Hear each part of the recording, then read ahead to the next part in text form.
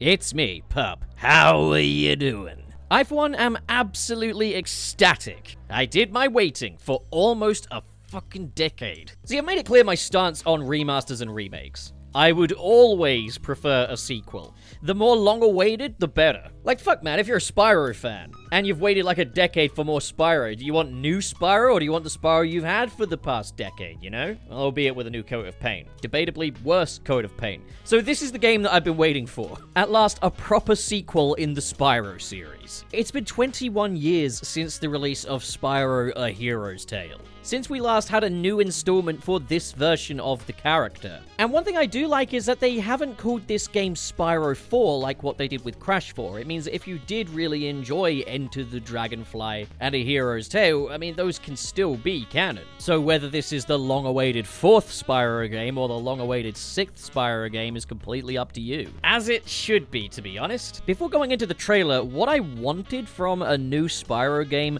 was kind of a reworking or reimagining of Spyro Enter the Dragonfly. I always just thought it was really cool that Ripto returned in that game and kind of became an ongoing nemesis for Spyro. Give me something like that and just make more of the original trilogy. Just another game that does just that again and maybe builds upon it in some cool new ways. Let's find out if Spyro: A Realm Beyond is that. Cinematic CGI. Well, isn't that exciting? Little chicken guys, I bet they taste good. Alright, come on, we're gonna see him soon. Valleys. Is that Ripto?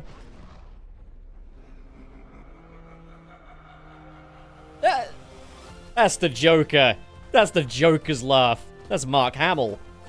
He played a spot. There he is. There's the main man. He's a little funny looking. He's a little funny looking. Ooh, yeah, he's a little funny looking. But I'm just happy he's back. It's so good to see you. Oh, new logo looking nice. Oh!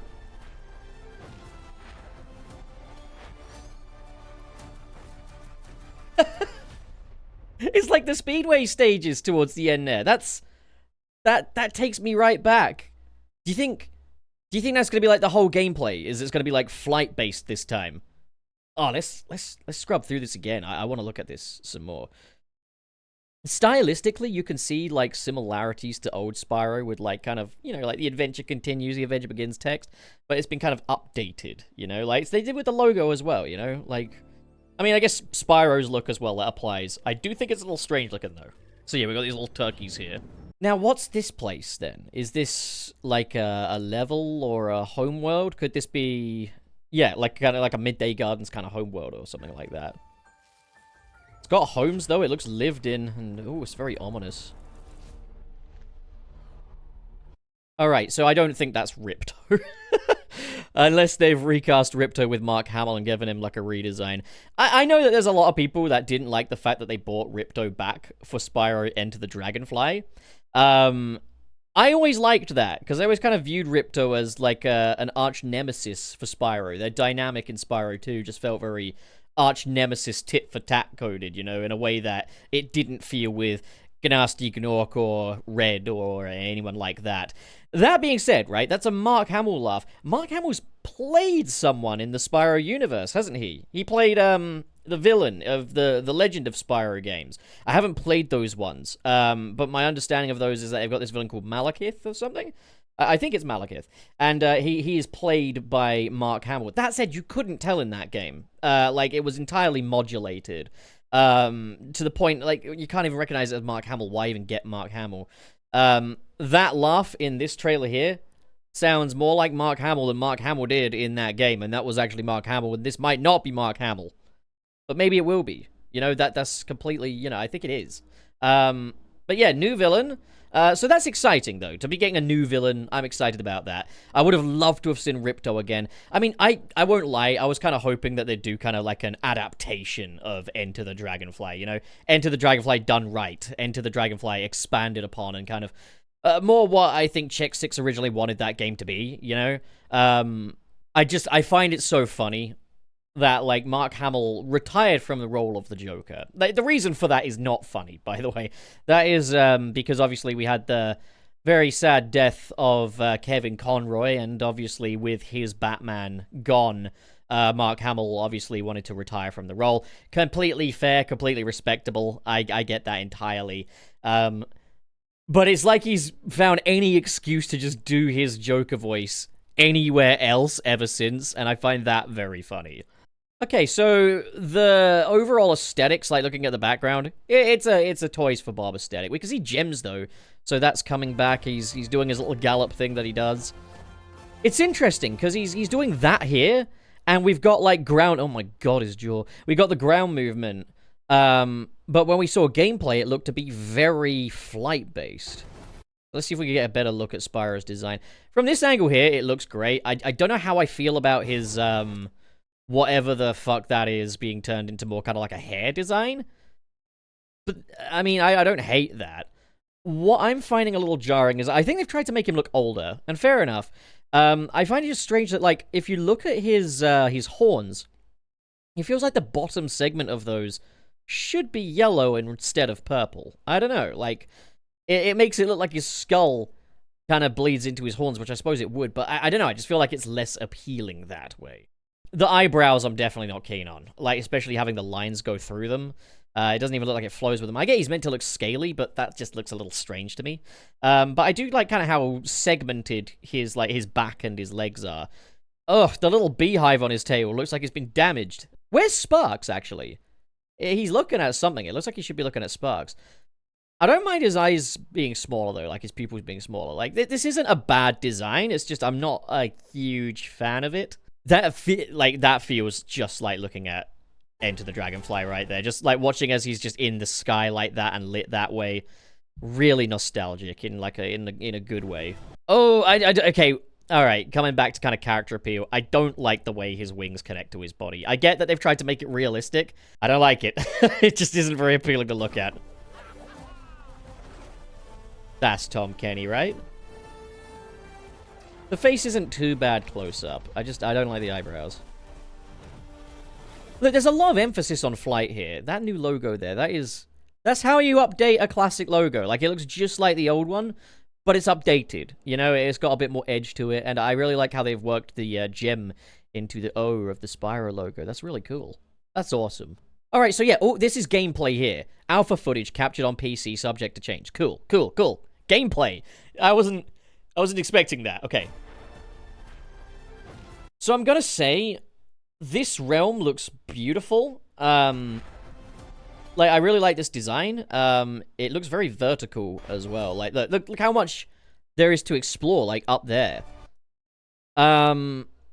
Makes me wonder, is this a departure from, like, the OG Spyro playstyle in that we're getting maybe, like, more kind of giant, almost kind of Ratchet and Clank style levels that feel very open-ended with a Spyro that has flight as the main gameplay? Because we don't usually see Spyro flying like this outside of speedways or beyond having a power-up. So I'm very intrigued to know if this is just a flight-based game. And we've got kind of like targets as well. Like there's a reticle for the flame breath. This feels like the gameplay you'd get when you had a power-up in the original trilogy. So that's really interesting. It looks like they've actually kind of reinvented Spyro a little bit from a gameplay standpoint. And I think if you're going to do that, as long as you honor kind of the joy of exploration that Spyro has, that kind of fancy-free kind of feel, you know? Like, there's a very carefree, playful, explore these locations vibe, very character-driven. As long as we stick to that, I don't mind if we change up the gameplay so that flight is something you can access at all times. That, if anything, sounds like something that my younger self would have been really excited about. Heck, I remember the first time playing a Spyro game as a kid being disappointed at the fact that he couldn't fly for most of the game. Thinking, like, he's got the wings, like, why does he not just fucking fly, you know? Obviously, you know, I've outgrown that now. I love it as a gameplay mechanic, but, like, yeah, no, I'm just excited. This kind of reminds me of Dawn of the Dragon, which I didn't play. Again, I'm very aware of that game. It's existed in my peripheral. Wow. I tell you what, I also really respect when, like, a sequel or a long-awaited sequel does something you don't quite expect. It doesn't have to be, like, a massive, like, shift in genre entirely. Again, I hope that this will have platforming involved. And again, like, obviously, like, I think Banjo-Kazooie Nuts and Bolts is a great game.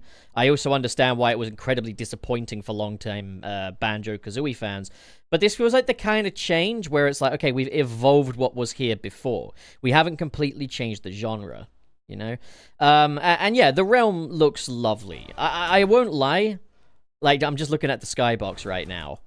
I am not a fan of the Toys for Bob art style, especially for Spyro. I prefer the way the original games look to the Reignited trilogy, because I like how dreamlike the worlds of Spyro look, you know? Because of that lower detail and how they kind of jitter in the distance. They feel kind of alive and very ethereal, and I think that's lost when everything is very high contrast and it's got all this extra detail, and everything's very literal, you know? It's all very literal materials and stuff like that. And the skyboxes, you know, I love how painted, they were like these painted flurries and whipples and stuff like that, and it was beautiful, whereas here we can see, yeah, that's a regular-ass skybox. That's another thing I just can't get behind, is replacing the skyboxes. Those are iconic Spyro imagery, you know? Like, you wouldn't get rid of the checkerboard pattern on Green Hill Zone if you were to remake Sonic 1, so why would you get rid of the skyboxes of Spyro? They're fucking gorgeous.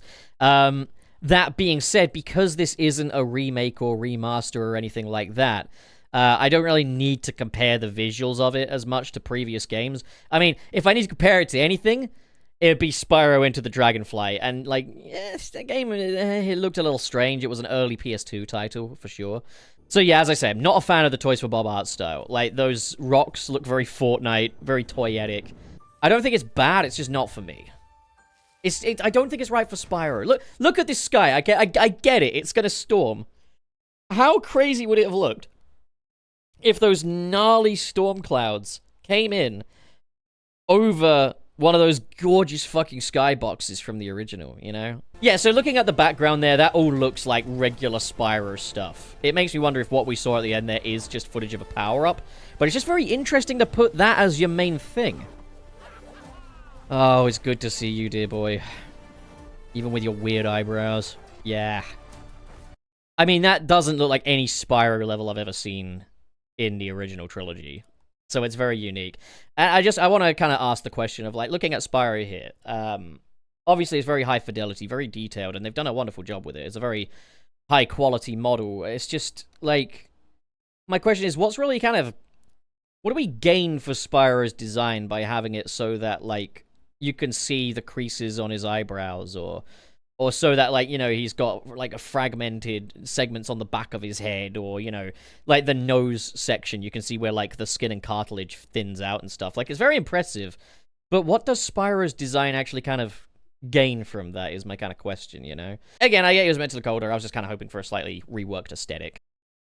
Okay, so just finishing up here, there are a few details that have been confirmed about the game. Tom Kenny is indeed back as Spyro, and even though Xbox owns Spyro, the game will be releasing on all the major current platforms. So it isn't just Xbox exclusive, which is great to see. It's good that everyone gets to play. But it will be available on Game Pass, so it might be worth getting it on Xbox. And yes, it does appear to be confirmed that you can take flight at any time, rather than Spyro just gliding. He's got a brand new in-air traversal system, and we also see that, yeah, like, his fire breath can be used as a long-range projectile and aimed. With this new gameplay style, naturally there is going to be different level design, but nothing is said about whether or not this is going to be an open-world game. But naturally, if you've got a character that flies, you are going to want the levels to be bigger and built up. So that makes a lot of sense. I'm intrigued to see how they're going to work the challenge element into this. The plot does have a bit of a time jump. It's a slightly older Spyro this time, and he does appear to be separated from his friends, which has me asking, where the fuck is Sparks, and am I in danger? Can you imagine if this is a one-hit kill game? Now, I did mention in the reaction that I wasn't huge on the Toys for Bob art style, but I do want to just say one thing.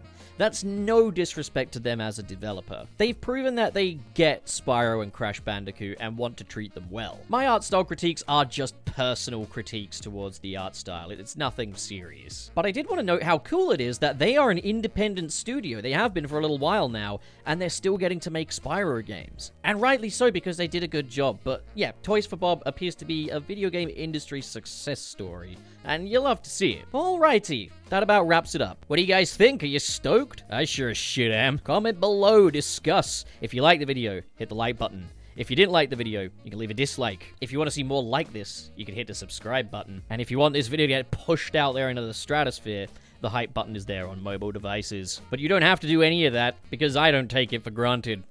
I'm so nice like that. But now here's a list of my top supporters, the patrons in the $5 and above tier. They are Manauza KB, Twilord, Biotin, Sirius the Skeptic, and Mr. SP. Kale Bennett, What If Pup Was Ballin', Dare Denny, Sad Goku, Ghostly Phantom, Channel Pup, Lifeform Data Successfully Copied, Council of Geeks, SSSO6, Carl X, RT0, Marvin Animation, Grant Allen, Josh Strider, Silver, Ben Raven, Basic Content, Gideon Wells, Press Play to Jason, Joseph Tribble, and Cho Henshin. Thank you folks so much for your generosity, and to everyone else, the buffet's still open. You're not full. Go get yourself another plate.